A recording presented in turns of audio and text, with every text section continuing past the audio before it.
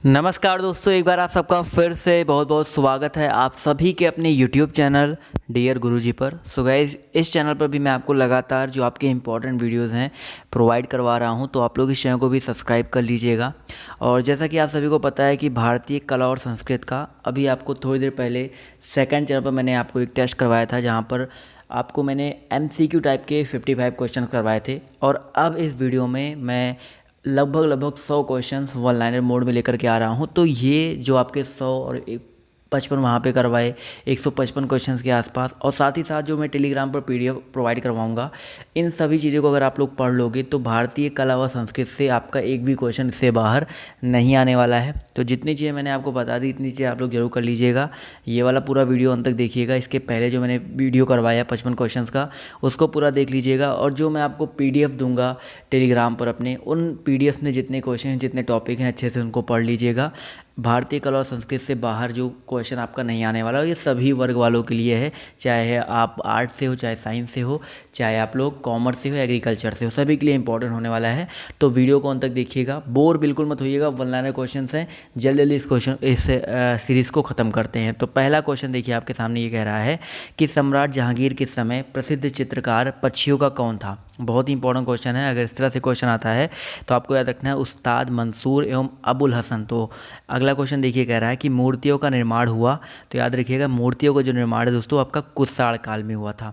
अगला क्वेश्चन कह रहा है कि मंदिर का जो निर्माण हुआ था किस काल में, तो मंदिरों का निर्माण दोस्तों आपके गुप्त काल में। बहुत ही इंपॉर्टेंट क्वेश्चन है। जब भी आपके सामने मूर्तियों के बारे में पूछे तो आपको कुषाण याद रखना है, मंदिरों के बारे में पूछे आपको गुप्त काल याद रखना है। अब तो गुप्त काल के संस्थापक के बारे में पूछा गया है, तो गुप्त काल का संस्थापक कौन थे, श्री गुप्त जी थे। इसी तरह अगला क्वेश्चन कह रहा है कि मंदिर निर्माण कला में विमान शैली का प्रचलन हुआ था, तो दोस्तों किसके शासनकाल में, तो मंदिर निर्माण कला में विमान शैली का जो प्रचलन है आपके चोल वंश के शासन में हुआ था। अगला क्वेश्चन कह रहा है कि ब्लैक पैगोडा कहलाता है, तो ब्लैक पैगोडा बहुत ही ज़्यादा इंपॉर्टेंट क्वेश्चन है। कोणार्क का जो सूर्य मंदिर है वो ब्लैक पैगोडा भी कहलाता है। इसी तरह अगला क्वेश्चन कह रहा है कि पाब्लो पिकासो एक चित्रकार था, कहाँ का भाई, तो पाब्लो पिकासो जो है स्पेन का चित्रकार था। ठीक है। अगला क्वेश्चन देखिए, कह रहा है कि द लास्ट सपर एवं मोनालिसा के चित्रकार कौन थे। तो देखिए, अगर मोनालिसा सभी को पता है लियोनार्डो दा विंची है, बट लास्ट सपर अगर आपसे पूछे तो इसके भी जो चित्रकार हैं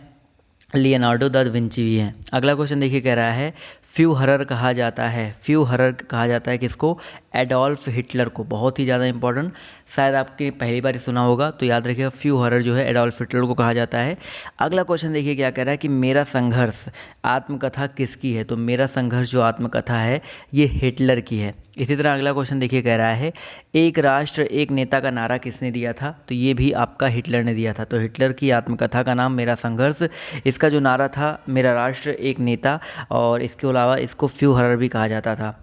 वर्साय की संधि बताइए कब हुई थी, तो वर्साय की जो संधि है 28 जून 1919 ईस्वी में हुई थी। ठीक है, याद रखिएगा वर्साय की संधि आपकी 28 जून 1919 ईस्वी में हुई थी। और ईरान की जो सांस्कृतिक राजधानी है वो कौन सी है, तो याद रखिए दोस्तों ईरान की जो सांस्कृतिक राजधानी अगर आपसे पूछे तो आपको सिराज याद रखना है, बहुत ही इंपॉर्टेंट है। अगला क्वेश्चन देखिए, पूछ रहा है कि असोम का शास्त्रीय नृत्य, देखिए शास्त्रीय नृत्य यहाँ पर पूछा गया है, तो याद रखिएगा सत्रिया है। क्या भैया, सत्रिया है। और राजस्थान का जो प्रमुख लोक नृत्य है वो कौन सा है, कठपुतली है। तो याद रखिएगा राजस्थान का प्रमुख लोक नृत्य क्या है, कठपुतली है। अगला क्वेश्चन देखिए, कह रहा है कि फिल्म और टेलीविज़न स्थित है, फिल्म और टेलीविज़न संस्थान जो आपका कहाँ पे स्थित है, ये आपका पुणे में स्थित है। कहाँ पे भैया, पुणे में स्थित है। इसी तरह अगला क्वेश्चन कह रहा है कि लोसूंग त्यौहार मनाया जाता है, तो लोसूंग त्यौहार अभी मैं आपको इसको MCQ में भी करवा चुका हूँ, बहुत ही इंपॉर्टेंट क्वेश्चन है। तो लोसूंग त्यौहार जो है आपका करवाया जाता है सिक्किम में। अगला क्वेश्चन कह रहा है कि 13 ताली लोक नृत्य है, 13 ताली जो लोक नृत्य है कहाँ का है, तो 13 ताली लोक नृत्य आपका राजस्थान का है। याद रखिएगा कहाँ का है भैया, राजस्थान का है। अगला क्वेश्चन कह रहा है कि उत्तम भारत का शास्त्रीय नृत्य है, तो दोस्तों उत्तम भारत का जो शास्त्रीय नृत्य है वो आपका क्या है, कथक है। बहुत ही इंपॉर्टेंट है, याद रखिएगा उत्तम भारत का शास्त्रीय नृत्य आपका कथक है। अगला क्वेश्चन देखिए, कह रहा है कि नेशनल गैलरी ऑफ पोर्ट्रेट है, तो नेशनल गैलरी ऑफ जो पोर्ट्रेट है वो कहाँ पे स्थित है, चंडीगढ़ में अवस्थित है। तो इसका जो आंसर है आपका चंडीगढ़ है, बहुत ही इंपॉर्टेंट है, याद रखिएगा। अगला क्वेश्चन कह रहा है कि कथकली शास्त्रीय नृत्य का संबंध है। तो यहाँ पर एक काम करते हैं ना, आपको भी थोड़ा समय मिलना चाहिए, तो इस तरह से कर लेते हैं। तो कथकली शास्त्रीय नृत्य का जो संबंध है कहाँ से है, इससे आपको क्वेश्चन दिखाई पड़ेगा, आंसर नहीं दिखाई पड़ेगा। तो याद रखिए दोस्तों, कथकली जो शास्त्रीय नृत्य है इसका संबंध केरला से है। याद रखिए कहाँ से भाई, केरला से है। अगला कह रहा है कि मोहिनी अट्टम नृत्य संबंधित है। इसका PDF मिल ही जाएगा, तो आप लोग रिपीट कर सकते हैं। मोहिनी अट्टम जो नृत्य है ये बेसिकली कहाँ से संबंधित है, ये भी आपका यहाँ पर मोहिनी अट्टम की बात करते हैं तो ये आपका जो है केरला से है। यहाँ पर देखिए एक चीज़ थोड़ा सा गलत यहाँ पर दिया गया था, कथकली की बात हो रही है, तो कथकली आपका हो गया, ठीक है, सही है। कथक अगर पूछते हैं, अगर सिर्फ कथक पूछे तो आपका यूपी से है, कथकली आपका केरला से ही है। अगला क्वेश्चन कह रहा है कि तमिलनाडु का प्रमुख शास्त्रीय नृत्य कौन सा है। तमिलनाडु के बारे में पूछा गया है, तो तमिलनाडु का जो प्रमुख शास्त्रीय नृत्य है वो आपका भरतनाट्यम है। अगला क्वेश्चन देखिए बहुत ही इंपॉर्टेंट है, भरतनाट्यम के 3 प्रमुख घराने कौन कौन से हैं। तो एक आपका यहाँ पर तंजौर है, एक आपका कांचीपुरम है, एक आपका पंडलनूर है। तो यहाँ पर ये चीज़ जो है आप लोग याद रखिएगा। अगला क्वेश्चन देखिए बहुत ही इंपॉर्टेंट है कि कृष्ण अय्यर तथा यामिनी कृष्ण मूर्ति के प्रमुख कलाकार कौन हैं। बेसिकली पूछा गया है कि कृष्ण अय्यर और यामिनी कृष्ण मूर्ति जो हैं ये किस नृत्य के प्रमुख कलाकार हैं। तो ये जो है भरतनाट्यम नृत्य के प्रमुख कलाकार हैं। तो इसका जो करेक्ट आंसर आपका क्या हो जाएगा, भरतनाट्यम। अगला क्वेश्चन देखिए क्या कह रहा है, कथकली अभी मैंने आपको बता ही दिया था, कथकली आपका केरला का है। अगला क्वेश्चन कह रहा है कि कथकली की गीतों की भाषा क्या है। तो दोस्तों जो कथकली की गीतों की भाषा है वो आपकी मलयालम भाषा है। सिंपल से याद रखिए कौन सी है भाई, मलयालम है। यहाँ पर आप लोग देख सकते हैं। अगला क्वेश्चन कह रहा है कि हिंदी गीतों पर पहली बार कथकली प्रस्तुत किया गया था। दोस्तों हिंदी गीतों पर पहली बार जो कथकली है 1968 ईस्वी में। कब प्रस्तुत किया गया था भाई, 1968 ईस्वी में किया गया था। अगला क्वेश्चन देखिए आपसे यहाँ पर क्या कह रहा है कि कथकली मंच पर वस्त्रों का प्रयोग होता है। तो कथकली मंच पर वस्त्रों का प्रयोग होता है, किस कलर के वस्त्रों का प्रयोग होता है आपको ये बताना है। तो याद रखिए दोस्तों काला, ठीक है, काला यहाँ पर बहुत इंपॉर्टेंट है, याद रखिएगा। अगला यहाँ पर कह रहा है कि उत्तर भारत का प्रमुख शास्त्रीय नृत्य है। उत्तर भारत यानी कि अपने उत्तर प्रदेश की बात हो रही है। तो उत्तर भारत का जो प्रमुख शास्त्रीय नृत्य है सभी को पता है, मैंने आपको बताया था कथक होता है। कथक और कथकली दोनों अलग अलग है, कंफ्यूज मत होइएगा। अगला क्वेश्चन कह रहा है कि आंध्र प्रदेश का प्रमुख शास्त्रीय नृत्य है। आंध्र प्रदेश का प्रमुख शास्त्रीय नृत्य कौन सा है सर, कुचिपुड़ी है। सिंपल से याद रखिएगा क्या भैया, कुचिपुड़ी है। और अगला क्वेश्चन देखो बहुत ही इंपॉर्टेंट है कि वल्लतोल नारायण मेनन, आनंद शिवरामन माधवन और कृष्णकुट्टी के प्रमुख कलाकार हैं। तो ये जो है आपके नाम जितने दिए गए हैं ये आपके कथकली के। कथकली कहाँ का है, केरला का, आपको ऐसे ही याद हो जाएगा केरला का है। और ये जितने भी नाम दिए गए हैं ये कथकली के प्रमुख कलाकार हैं। अगला क्वेश्चन देखिए यहाँ पर क्या कह रहा है कि ओडिसी में प्रचलित नृत्य की कला की प्राचीन शैली है। तो ओडिसी में प्रचलित नृत्य कला की जो प्राचीन शैली है वो ओडिशा की है, सभी को पता है। अगला क्वेश्चन देखिए कह रहा है कि आराधना नृत्य बहुत ज़्यादा इंपॉर्टेंट है। जो आराधना जो है, इस आराधना का नृत्य कहाँ का है, तो ये भी आपका ओडिशा का ही है। और अगला क्वेश्चन यहाँ पर देखिए पूछ रहा है कि सोनल मानसिंह, केलुचरण महापात्रा और कालीचरण पटनायक ये प्रमुख कलाकार हैं कौन से नृत्य के, तो ओडिसी नृत्य के हैं। नाम याद रखिएगा, सोनल मानसिंह, केलुचरण महापात्रा, कालीचरण पटनायक, ठीक है। अगला क्वेश्चन देखिए आपसे यहाँ पर क्या कह रहा है कि भारतीय शास्त्रीय नृत्य में कितने रस होते हैं। तो भारतीय शास्त्रीय नृत्य में आपके जो रसों की संख्या है वो आपकी 9 है। कितनी है भैया, 9 है। मोहिनीअट्टम अभी मैं आपको बता चुका हूँ, मोहिनीअट्टम जो है आपका केरला से संबंधित है। कर्नाटक का प्रमुख लोक नृत्य पूछा गया है। कर्नाटक का प्रमुख लोक नृत्य क्या होता है, यक्षगान। याद रखिए क्या होता है भाई, यक्षगान होता है, बहुत ही इंपॉर्टेंट है, याद रखिएगा।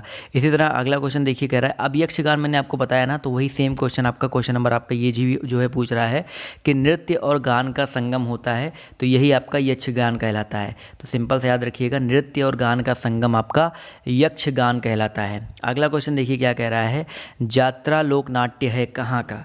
तो जो यात्रा लोक नाट्य है ये आपका कहाँ का है, वेस्ट बंगाल यानी कि पश्चिम बंगाल का है। बहुत ही इंपॉर्टेंट है, आप लोग इसको याद रखिएगा। यात्रा लोकनाट्य कहाँ का है, आपका पश्चिम बंगाल का है। अगला क्वेश्चन बहुत ही आसान सा है, हरिप्रसाद चौरसिया प्रसिद्ध हैं किसके लिए। तो हरिप्रसाद चौरसिया जी जो हैं एक बांसुरी वादक हैं, इसीलिए वो प्रसिद्ध हैं। तो याद रखिएगा हरिप्रसाद चौरसिया जो हैं एक बांसुरी वादक हैं। इसी तरह अगला क्वेश्चन है, बहुत ही ज़्यादा रिपीटेड, बहुत सारे एग्जाम में पूछा गया है कि शिव कुमार शर्मा जी का संबंध है किस चीज़ से? तो शिव कुमार शर्मा जी का संबंध आपके संतूर से है। ये एक संतूर वादक हैं, तो यहाँ पर याद रखिएगा संतूर। अगला क्वेश्चन यहाँ पर पूछा गया है कि अजंता और एलोरा की गुफा कहाँ पर स्थित है?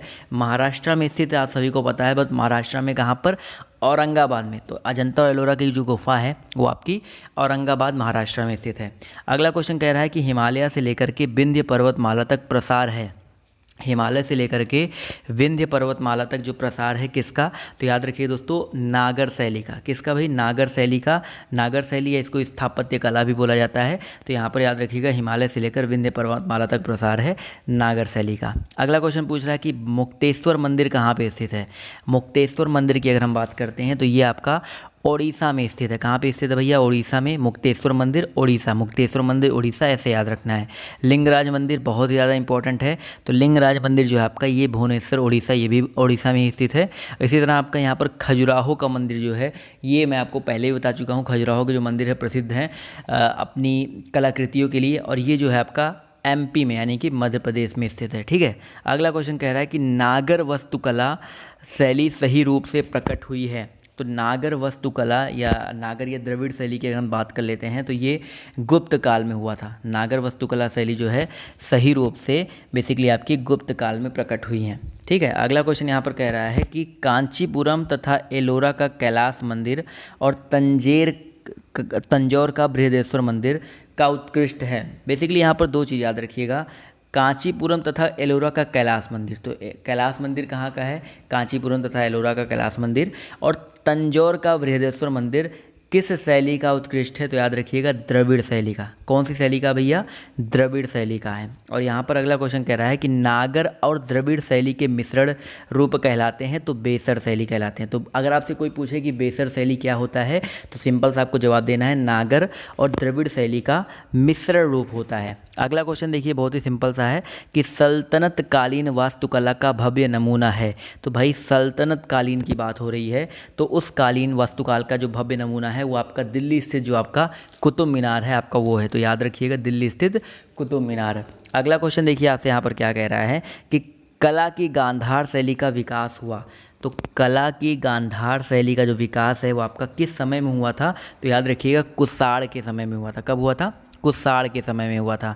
अगला क्वेश्चन कह रहा है कि भारतीय शास्त्रीय नृत्य पारंपरिक रूप से पुरुषों के द्वारा किया जाता है। ऐसा कौन सा भारतीय शास्त्रीय नृत्य है जो पारंपरिक रूप से किसके द्वारा किया जाता है? भैया पुरुषों के द्वारा किया जाता है। तो याद रखिएगा, कुचिपुड़ी। ठीक है, कुचिपुड़ी यहाँ पर बहुत ही इंपॉर्टेंट है, याद रखिएगा। आपका एक सिंपल सा अगला क्वेश्चन कह रहा है कि ओडिसी नृत्य है कहाँ का? ये तो भाई ओडिसी से क्लियर हो जा रहा है, उड़ीसा का होगा।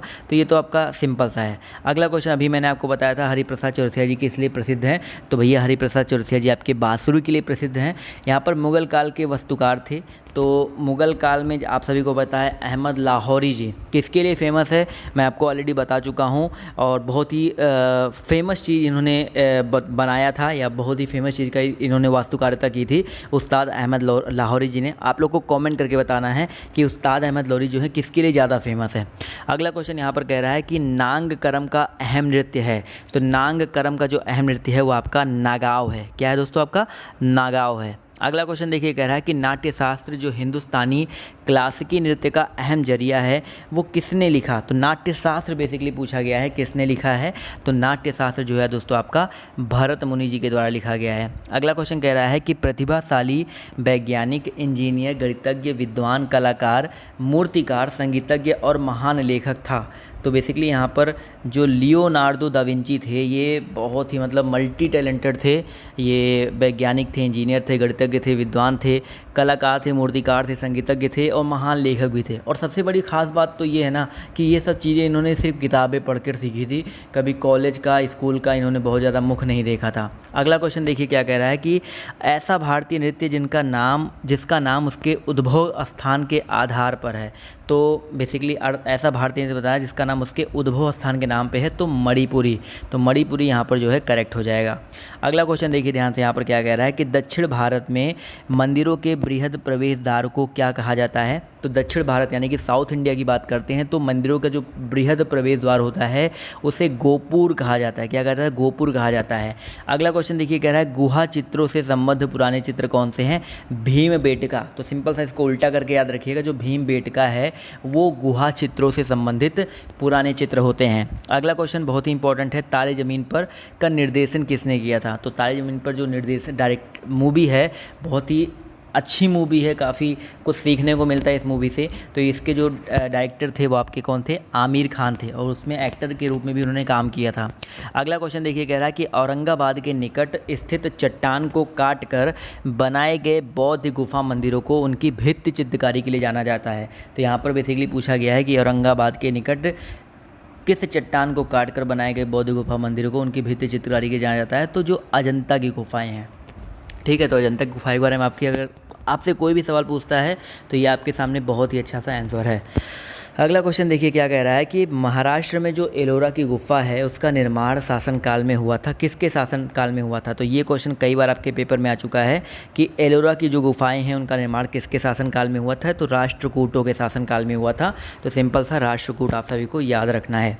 अगला क्वेश्चन कह रहा है कि बाउल लोक नृत्य शैली किस राज्य में प्रचलित है? तो बाउल की अगर हम बात करते हैं तो बाउल जो है आपका पश्चिम बंगाल में प्रचलित है, तो याद रखिएगा पश्चिम बंगाल। अगला क्वेश्चन कह रहा है रामानुज ने उपदेश दिया था, किसका उपदेश दिया था? तो रामानुज ने दोस्तों भक्ति का उपदेश दिया था। किसका उपदेश दिया था भैया? भक्ति का उपदेश दिया था। अगला क्वेश्चन कह रहा है कि पंडित रविशंकर वाद्य यंत्र से संबंधित है। तो भैया पंडित रविशंकर जी की अगर हम बात करते हैं तो ये किस वाद्य यंत्र से संबंधित है?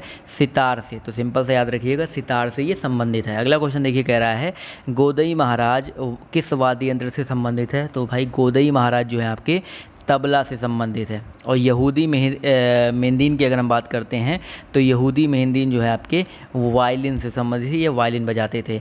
और गरबा लोक नृत्य बताइए किस राज्य का है? तो गरबा आप सभी को पता है कि गरबा कहाँ किया जाता है सर? गुजरात में ज़्यादा फेमस है, तो गुजरात का एक राज्य नृत्य है।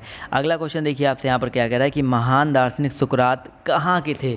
तो महान दार्शनिक जो सुकरात थे वो आपके यूनान के थे। कहाँ के थे भैया? यूनानी थे। अगला क्वेश्चन देखिए, कह रहा है यामिनी कृष्ण मूर्ति किस नृत्य शैली के लिए विख्यात है? अभी मैंने आपको यामिनी कृष्ण मूर्ति जी के बारे में और ई कृष्ण अय्यर के बारे में बताया था। ये बेसिकली भरतनाट्यम के कलाकार हैं, तो ऑप्शन नंबर जो इसका भरतनाट्यम है यहाँ पर करेक्ट हो जाएगा। अगला क्वेश्चन कह रहा है कि भारत के किस क्षेत्र में चूड़ी उद्योग स्थापित है? तो याद रखिए दोस्तों भारत के किस क्षेत्र में भैया?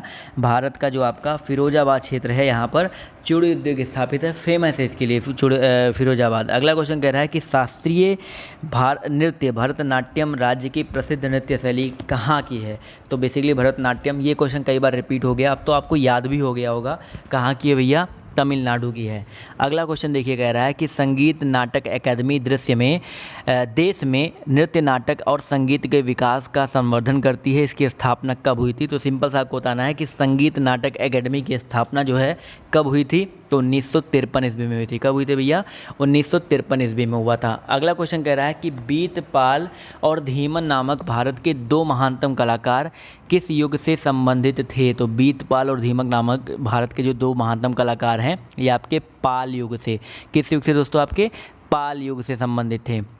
अगला क्वेश्चन देखिए, मोनालिसा, ये तो सबको पता ही है, लियोनार्डो दा विंची की है। और द लास्ट सपर, सपर का मतलब क्या होता है आपको पता है? सपर का मतलब होता है कि ये जो रात के समय आप लोग हल्का भोजन करते हो ना, उसी को लास्ट सपर बोला जाता है। अगला क्वेश्चन कह रहा है कि विश्व का सबसे विशाल मंदिर कौन सा है? तो अंकोर वाट, कंबोडिया का जो मंदिर है ये आपका विश्व का सबसे विशाल मंदिर है। अगला क्वेश्चन देखिए क्या कह रहा है कि सत्यम शिवम सुंदरम को आद श्रोक्ति है, यानी कि बेसिकली कहाँ आद श्रोक्ति है? सत्य, दैवत्य और सौंदर्य, यानी कि आपने दूरदर्शन चैनल देखा होगा तो उसके नीचे आपको एक टैग लाइन देखने को मिलेगी, सत्यम शिवम सुंदरम, तो उसी को ये बोला जाता है आद श्रोक्ति। तो यहाँ पर दूरदर्शन याद रखिएगा। अगला क्वेश्चन कह रहा है कि रुपये का सिक्का भारत में पहली बार ढाला गया था किसके शासनकाल में? तो भैया रुपये का जो सिक्का है सबसे पहली बार ढाला गया था शेर शाह सूरी के शासनकाल में। अगला क्वेश्चन देखिए कह रहा है कि राजा रवि वर्मा थे, क्या थे भैया? राजा रवि वर्मा एक प्रसिद्ध चित्रकार थे, तो बहुत ही इंपॉर्टेंट है, याद रखिएगा। अगला क्वेश्चन कह रहा है कि तंजौर पेंटिंग कलात्मक समन्वय का उदाहरण है। तो भैया तंजौर पेंटिंग कलात्मक समन्वयों की बात करते हैं तो ये आपका पेंट का, लकड़ी का और सिल्क का एक उदाहरण है। अगला क्वेश्चन कह रहा है कि इंद्राणी रहमान नृत्य से संबंधित है। तो इंद्राणी रहमान जो है आपके ओडिसी नृत्य से, ठीक है, ओडिसी नृत्य से संबंधित है। अगला क्वेश्चन कह रहा है कि पश्चिमी बंगाल में फरसों पर चित्रकारी का रूप प्रसिद्ध है। तो भाई पश्चिम बंगाल में फरसों पर चित्रकारी का जो रूप प्रसिद्ध है वो आपका अल्पना का है। अगला क्वेश्चन कह रहा है कि भारत के किस भाग में बम्बू नृत्य प्रसिद्ध है। भैया बम्बू नृत्य के बारे में पूछा जा रहा है। तो भैया भारत में जो मणिपुर है वहाँ पर बम्बू नृत्य जो है फेमस है, ठीक है, बहुत इंपॉर्टेंट है, याद रखिएगा। अगला क्वेश्चन देखिए क्या कह रहा है कि नेशनल डिज़ाइन संस्थान कहाँ पे स्थित है। तो नेशनल डिज़ाइन संस्थान आपका अहमदाबाद गुजरात में अवस्थित है। अगला क्वेश्चन कह रहा है कि असम में प्रसिद्ध त्यौहार है। तो भैया असम में प्रसिद्ध त्यौहार आपका कौन सा है, बिहू। बिहू जो है आपका असम का एक फेमस त्यौहार है। अगला क्वेश्चन कह रहा है कि रामायण का नृत्य रूप निर्धारित किया जाता है। तो भैया रामायण का जो नृत्य रूप निर्धारित किया जाता है कहाँ से, तो इंडोनेशिया से, ठीक है, इंडोनेशिया आप लोग को याद रखना है। यक्षगान अभी मैंने आपको बताया था, यक्षगान का बेसिकली मतलब क्या होता है, मैंने आपको बताया था ना यक्षगान का मतलब क्या होता है। अब यहाँ पर ये क्वेश्चन भी आपको पहले मिल चुका है, भैया कहाँ का है, तो कर्नाटका का है, ये तो सभी को पता है कर्नाटका। बट यहाँ पर अभी मैंने आपको बताया था यक्षगान क्या होता है, नृत्य और गान का एक संगम होता है, तो ये भी याद रखिएगा। अगला क्वेश्चन कह रहा है अमेरिका द्वारा 2 बार उपयोग किया जाने वाला उपग्रह कौन सा है। तो भैया अमेरिका द्वारा 2 बार उपयोग किया जाने वाला जो उपग्रह है वो आपका कोलंबिया है, ठीक है। अगला क्वेश्चन देखिए आपसे यहाँ पर क्या कह रहा है कि लाल और पीकॉक ब्लू रंग को मिला देने से कौन सा रंग बनेगा। भैया रेड कलर को, और अगर आप पीकॉक ब्लू रंग को मिला दोगे तो आपका सफ़ेद कलर बन जाएगा, ठीक है। अगला क्वेश्चन यहाँ पर सिंपल सा पूछा गया है कि प्राथमिक रंग कौन कौन से हैं। तो नीला, हरा, लाल। मोस्ट रिपीटेड क्वेश्चन आपके पेपर में आता है, कई बार कई जगह पे पूछा गया है, तो याद रखिएगा। अगला क्वेश्चन देखिए आपसे यहाँ पर क्या कह रहा है, ध्यान से देखिएगा। क्वेश्चन नंबर आपका यहाँ पर अगला है कि कर्नाटक की लोक नृत्य है। तो कर्नाटक का लोक नृत्य अभी मैंने आपको बताया था भैया क्या है, यक्षगान है, तो सिंपल सा याद रखिएगा। दादा साहब फाल्के पुरस्कार दिया जाता है भैया सिनेमा के क्षेत्र में। एक चर्चित बाँसुरी वादक कौन है भैया, हरिप्रसाद चौरसिया जी जो हैं एक चर्चित बाँसुरी वादक है। पोंगल पर्व इस माह में मनाया जाता है भैया। पोंगल पर्व जो है आपका, जैसे हम लोग के यहाँ पे खिचड़ी जब मनाया जाता है ना, वहीं से वहाँ पे पोंगल मनाया जाता है, तो जनवरी माह में, याद रखिएगा। अगला क्वेश्चन कह रहा है कि ताजमहल का डिज़ाइन तैयार करने के लिए वास्तुकार कौन था। भैया ताजमहल का डिज़ाइन तैयार करने वाला जो वास्तुकार था वो आपका उस्ताद ईसा थे, ठीक है, उस्ताद ईसा, बहुत इंपॉर्टेंट है, याद रखिएगा। अगला क्वेश्चन कह रहा है कि भारत में सर्वप्रथम संपूर्ण भारतीय फिल्म 1913 में बनाई गई थी, इसका नाम क्या था। तो संपूर्ण भारतीय फिल्म जो 1913 में बनी थी सबसे पहले, उसका नाम था राजा हरिश्चंद्र, ठीक है। ये मूक फिल्म थी, इसमें किसी ने बोला नहीं था ज़्यादातर, और पहली बोलती फिल्म जो है वो आपका आलम आरा था। तो ये रहे आपके 105 लगभग 105-106 क्वेश्चन के आसपास यहाँ पर मैंने आपको दिए हैं। इसका PDF जाकर के डाउनलोड कीजिएगा ज़रूर। और साथ ही साथ इसके साथ साथ मैंने आपको और भी बहुत सारी इंपॉर्टेंट चीज़ें दी हैं, जैसे कि विभिन्न कला अकादमी, उनके संस्थान कहाँ पर हैं, और कला और संस्कृति से संबंधित जो क्वेश्चंस के PDF मैंने आपको दिए हैं, तो आप लोग जा कर के उस PDF को ज़रूर पढ़िएगा, बहुत ही ज़्यादा इंपॉर्टेंट चीज़ आपको वहाँ पर देखने को मिलेंगी। तो बस आज की वीडियो में इतना ही। अब मिलते हैं आप सभी से 9 बजे आपको मेन चैनल पर, जहाँ पर रीजनिंग की जो टेस्ट करवाई जाएगी, तो 9 बजे आप सभी से मिलते हैं। तो अभी के लिए बाय बाय, टेक केयर, जय हिंद, जय भारत।